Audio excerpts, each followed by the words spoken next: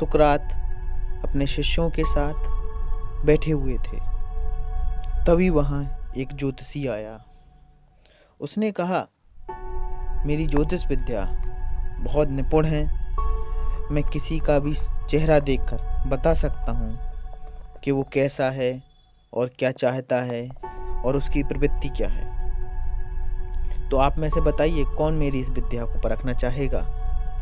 सुकरात पहले शांत रहे। इसके बाद उस ज्योतिषी से कहा, चलिए आप मेरे भविष्य के बारे में या मेरे बारे में कुछ कहें। ज्योतिषी ने कुछ देर तक सुकरात को देखा, निहारा और कहा, तुम्हारे चेहरे की बनावट बताती है कि तुम सत्ता के विरोधी हो। तुम्हारे अंदर विद्रोह की भावना प्रबल है। तुम्हारे आंखों के बीच पड़ी सुकड़न बताती है कि तुम अत्यधिक क्रोधी स्वभाव के हो। यह सब सुनकर सुकरात के शिष्य गुस्से में आ गए। तो सुकरात ने उन सब शिष्यों को कहा, शांत हो जाइए, मैं इस ज्योतिषी की पूरी बात सुनना चाहता हूँ।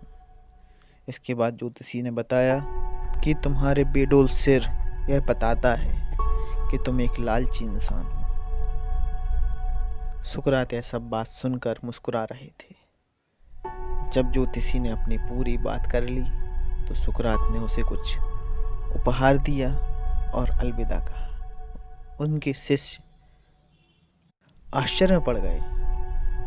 सुकरात ने समझाया, ज्योतिषी द्वारा बताए गए सारे अवगुण मेरे अंदर हैं, लेकिन ज्योतिषी मेरे विवेक को आंकने में असफल रहा, जिसके बल पे मैं इन सभी बुराइयों को अपने नियंत्रण में रखता हूँ। वह मेरे बुद्धि और विवेक के बल को नहीं समझ सका।